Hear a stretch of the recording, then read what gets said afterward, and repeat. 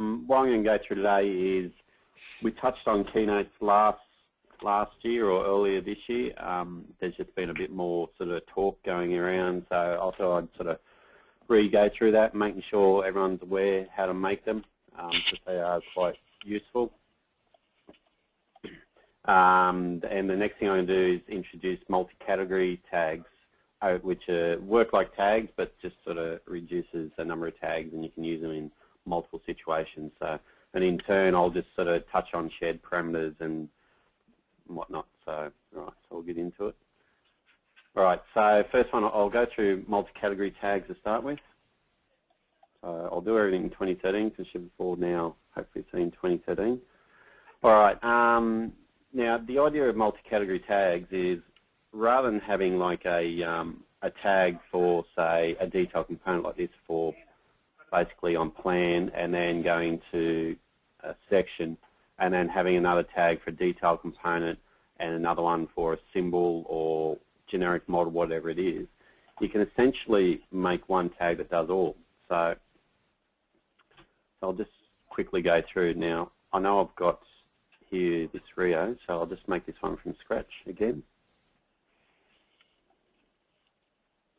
Bear with me. Okay, so if I go File, New, Family, Annotations, and I will now use the metric multi-category tag. Okay, just like a normal tag, family.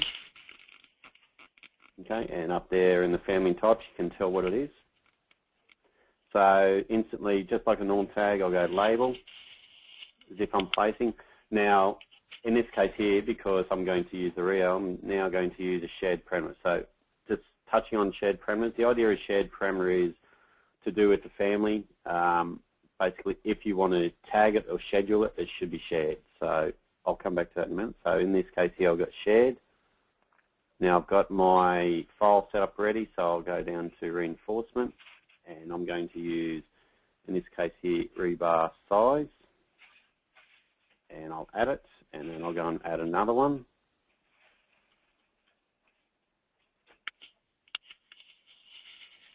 And I'll do spacing. Okay, so in this case here, I'll add that one, I'll add that one, and I might also add, in this case here, comments after it. Oops. Rebar size, rebar spacing, add. Okay, now after that, the little break here, as per tags, it's a hard return. So the rebar size will be, say, a 16, and the bar might be at 200 centers. Adding the prefix, in this case here might be a capital N, right? And it might be a dash, as an example, for N16 at 200 comments. Okay, so instantly you're getting that sort of look. Okay, so that all looks nice and easy. Now, because it's a multi-category, so before I go into that, just a little tip of what I always do for mine just to help me aligning things. If I now go create and line, right, I always try to draw in an invisible line, which just sort of gives me a latch point. Now, obviously, if I had two lines of text, I would also do a second line there. Now, it'll make sense in a minute why I'm doing that. Okay, so it's called Family 7, so I'll just quickly save it.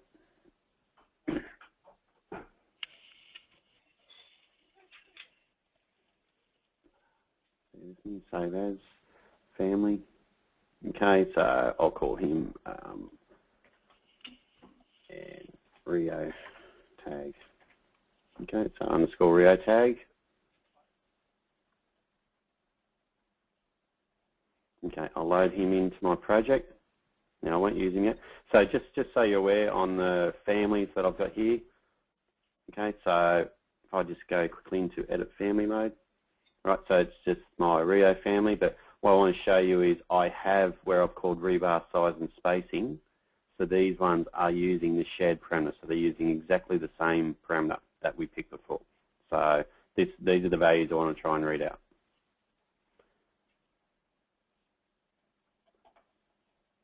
Okay, so obviously now just annotate and tag by category. Okay, so I'm just going to quickly pick that one. whoops, that's a generic, sorry, not tag, annotate multi-category tag, difference. Okay, so the Rio tag, that's the one I'm using.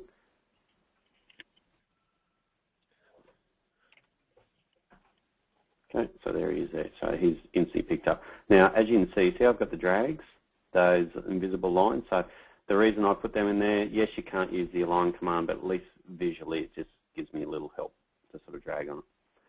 All right, so now obviously if I pick that one there and go there, I'll double click and I come into the comments and I'll go, okay, well this might be bottom Rio. Okay, as an example. All right, and now you can see hopefully why I've got the two lines. So if I've got two lines, I can instantly be accurate of what I need to do. Okay, so I've got that in there, so that all looks sweet. Now obviously, like all tags, it's picked up the 16, it's picked up 200, and it's filled out the comments being bottom Rio. Now the advantage of, obviously, if I now come into here, right, so, okay, so here I am here. Just change that to be, okay, I'll change my bars to be 32s just so it stands out. Okay, so here's my bars showing up just in section mode as they are. Don't worry about the top two ones. But again, like if I want to now tag this on plan, on section, multi-category tag, in this case here, I'll just go and quickly add my leader.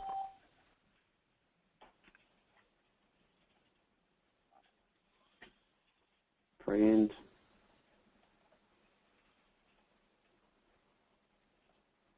Bear with me.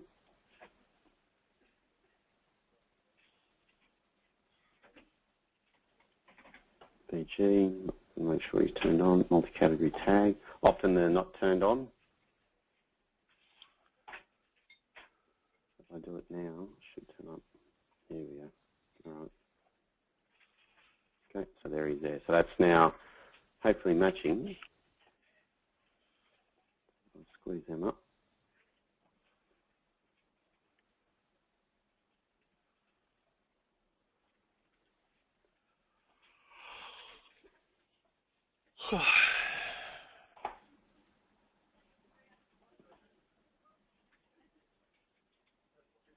Okay, so as you can see, one matches the other. So if I now change that to be 24, right, 24 will change to 24, that will change.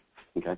Now, just on the side there, the reason it changes colours, I have obviously using a shared parameter that will allow me to set up different colours.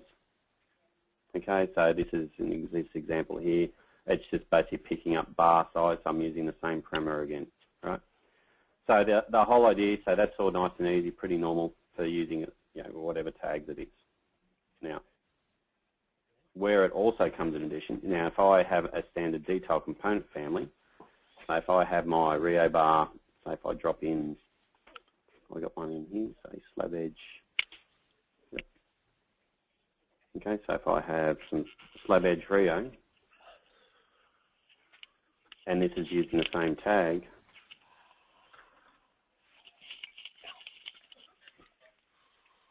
okay, on the assumption it's using the same parameters. Okay, it's not in that case, but I'll swap it over to the one that does, which I modified. So this is now using rebar size and spacing, as you can see. So rather than maintaining, because this is a detail component family, rather than having multiple different tag families, you can get away with a multiple category. So you can pick up for whatever it needs to be. Now, that will also work for, essentially, if I had columns and beams. Right, so if I wanted to pick up, in an example, if I go and make another one, so I'm going to pick up, say, the size being the type name of both a beam and a column, so 750. Again.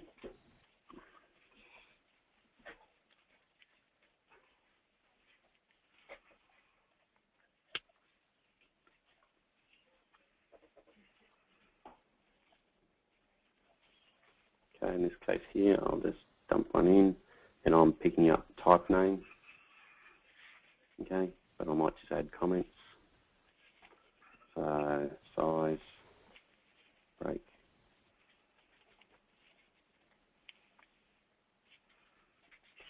Save him off.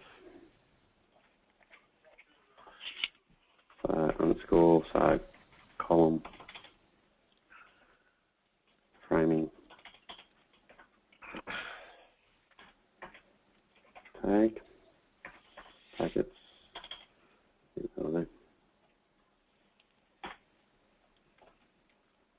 load him in the project.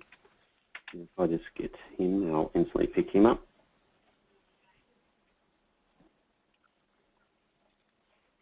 Okay, so I can now pick it for anything, right? So I'm just using, at the moment, using type mark, right? So this is even called type mark. So anything, walls. So as you can see, just possibly creating one standard tag type, you can eliminate a lot of duplicates.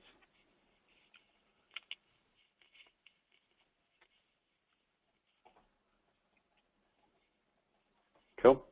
All right, so yep, so that's using shared parameters, using invisible lines. Okay, so just often you just got to keep on remembering that it's either in your view templates or you got to keep on remembering to come back and turn these on. So for some reason, all my view templates, I had them off, but just an awareness.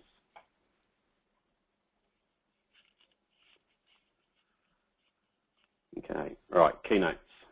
So that's quickly on the multi-tags. Okay, so as I said, basically I've shown a couple different groups of the keynotes, and so like the general rule of thumb should be, you should be starting at tags. If you can't do a tag, it should be a keynote. If you can't do the keynote, then it should be text. So, and the idea of keynotes is basically, in this case here, is standard words, standard sentences. Okay. Now, just reversing that, how to make these.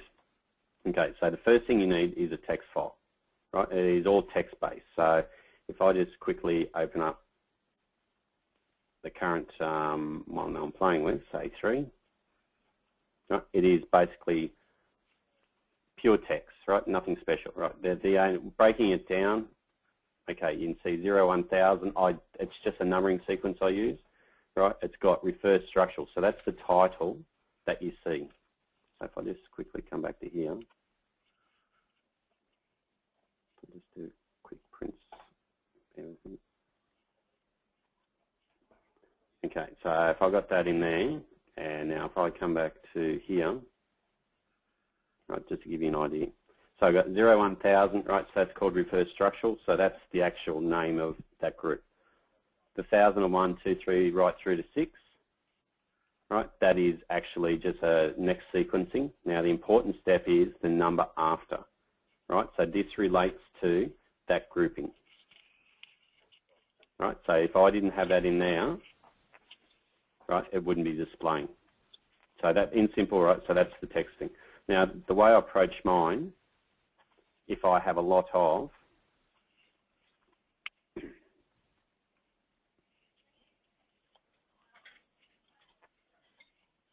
is I have an Excel file.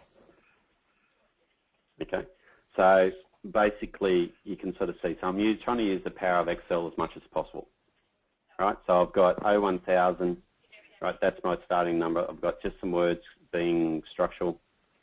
Okay, I then would just drag these down to get my instant numbering so I don't have to worry about typing. Refer, right, so that's all the same words. The yellow in this case here, that is the variation. And the refer drawing as it is. And again, that just equals that cell. So I often set this up in Excel to make my life easy. Right, so now over here, so once complete, copy and paste the text file. So this is the part I use. So in this case here, that equals that cell. Right, that equals that cell. That equals that cell. That equals, there's a command in Excel called concatenate. So this is where you're joining a series of different cells together to make a string. Right, so I've got C4, then inverted commas with a space, right, that gives you the space between the words. Next words, space, next words, right. and then obviously that cell equals that cell. Okay, so once that's in there, right, so if I've got that all in there and I'm happy, then it's really just a matter of select it all, Control C, come back to here, paste, file, save as, Keynote 4.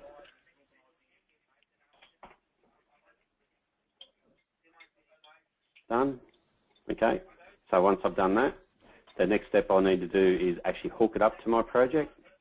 So under Annotate, there's this little drop-down arrow here. Oops, not text one. Under the tags, there's one in here called, so that's under Annotate. Tags, there's one called Keynote Settings. If I click on that, this is where I pass.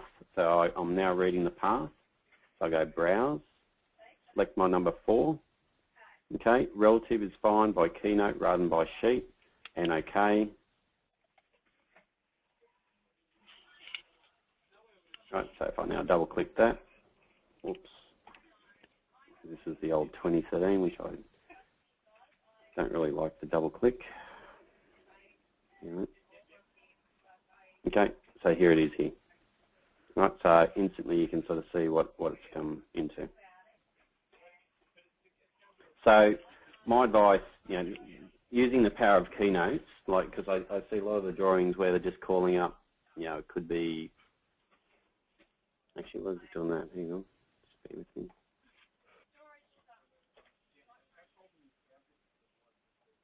See, there's an error there. So see, you can sort of see how it's branched too much.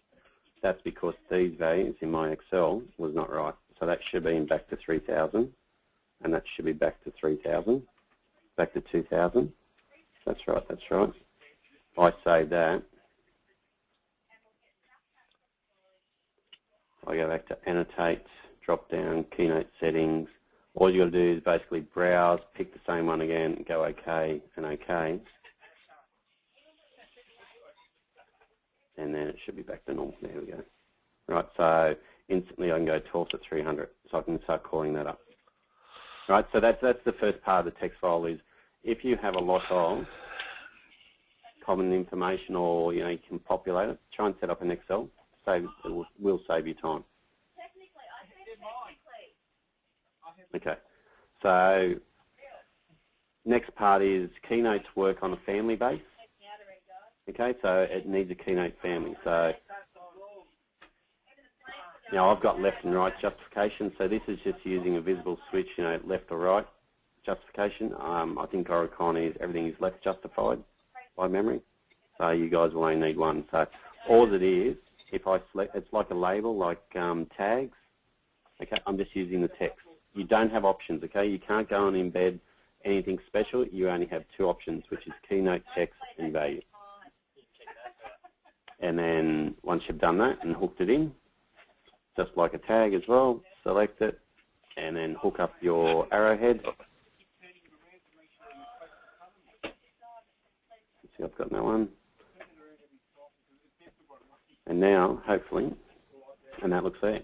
Now, in addition to obviously placing them, so I've got Keynote, I've got a couple options. One is user. Now, I'd recommend user as much as possible because it will eliminate the possible errors.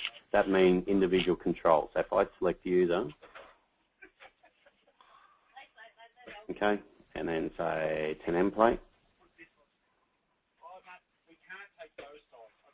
Now if I do that again, obviously this one here, I've got individual control. Okay, but if I do it a different way, if I now go element, so by element, okay, so if I now pick my cage,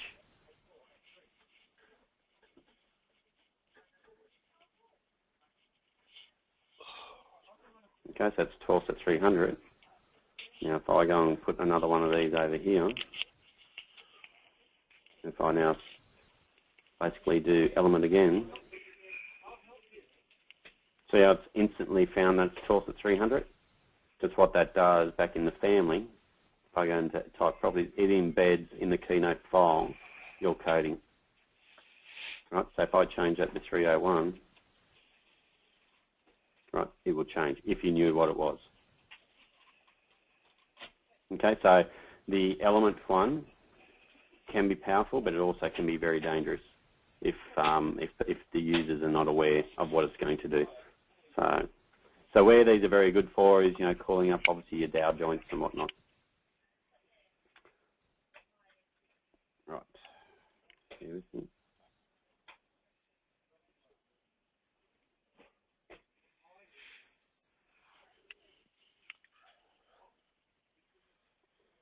And really, guys, that's really what I wanted to go through. Like, the reason for those two quick topics I wanted to do was people were asking me the same thing for Keynotes.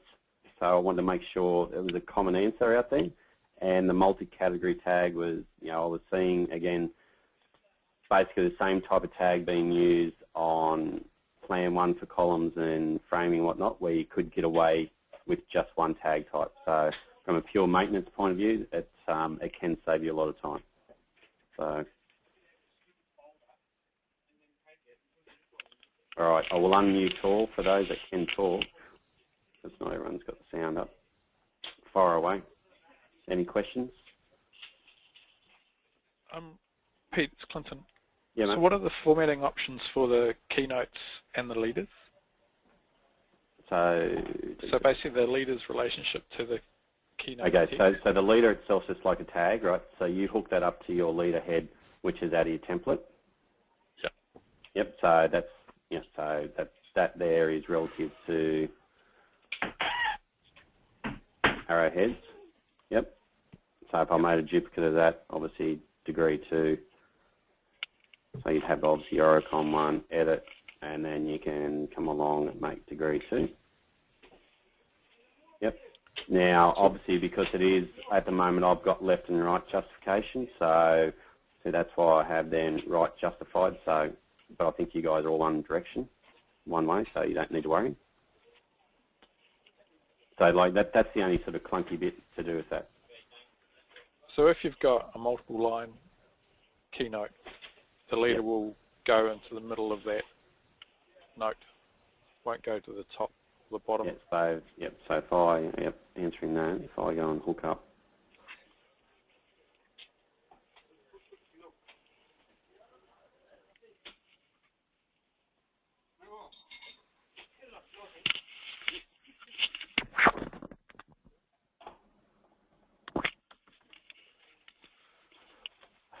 shit's me out.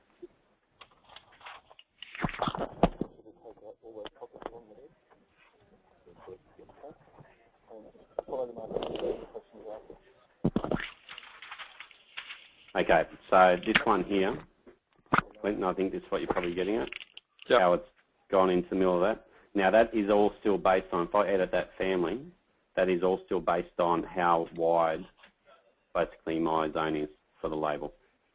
Right, so it will automatically do the wrap. So if I change that and change that, so I narrowed them down, and then loaded that back in,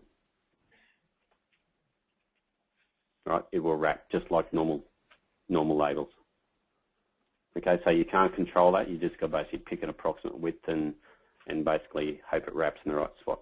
So like there are issues with it, but it's still potentially better than doing text. So. Yeah, so where you've got a like for bolted connections or cleats, we generally go, well, when I say we, me, 10 mil plate, then next knot line 2 M20s, grade 8.8/S. Yep. Another return 6 FWAR. Yep. Another one to post or something like that. Yep. Yep.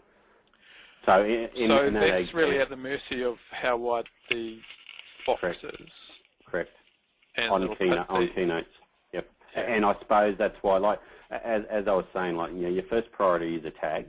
Your second then would be Keynotes. So if that was a steelwork connection, I would be trying to get some parameters inside the family, because as you know, with a tag, you have more controls. You can then force the return points. Yep. So for those guys, that's what we're talking about. So if I just quickly do multi-category tag,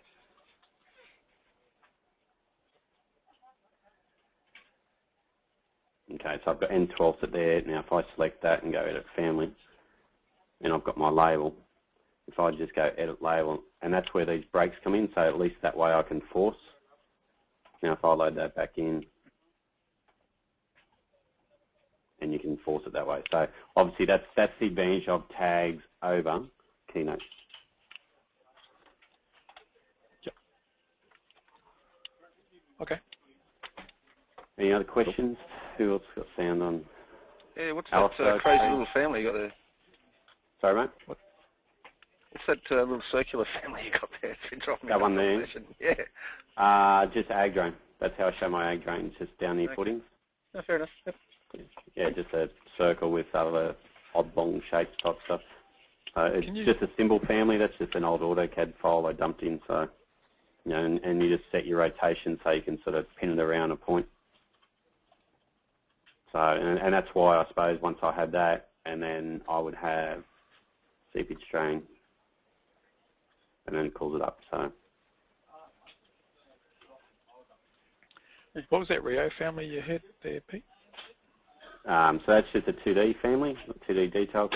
Oh no, that one's my generic model one. So that's just basically how to read extent. So you sort of just drag. Like, this is the advantage. I've had this discussion with a couple of the other guys that, you know, moving forward when you sort of want to make families, you know, sometimes you can make a generic model family, which everyone thinks it's 3D, but you can still make it act as 2D.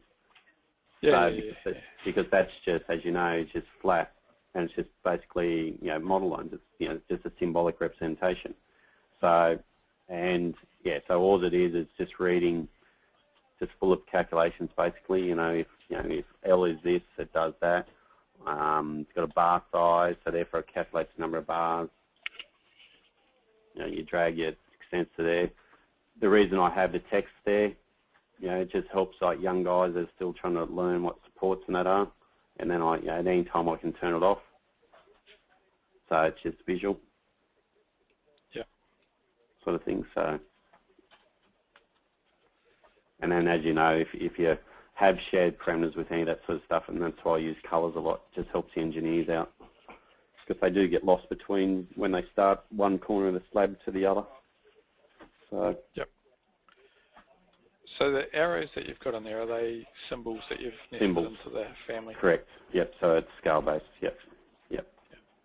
Yep. Yep. So it all looks the same. Okay. Probably have to have a chat to you when you get here next week. Yeah, I might. Yeah. How we try and move forward. Yep. Cool. Cool. Any other questions? Who else is online? Alistair, James. No, I think we're good here. All good? Yeah. So, just on a side note, has anyone tried Kiwi codes? No. No. This is Kiwi codes, as you can see on my screen.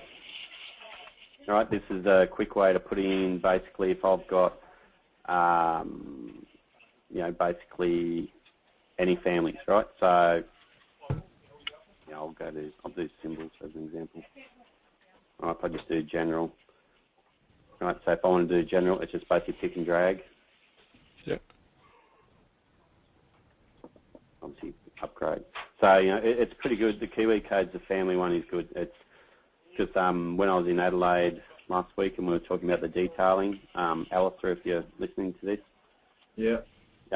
Like, you know, that's something you might want to just have a look at and test because to be able to find families quickly is half the battle in Revit, and to be able to go, oh, okay, well, I can instantly go to a drop down and then go, yeah, cool, that's the one I want, and now I can go and drag rock in.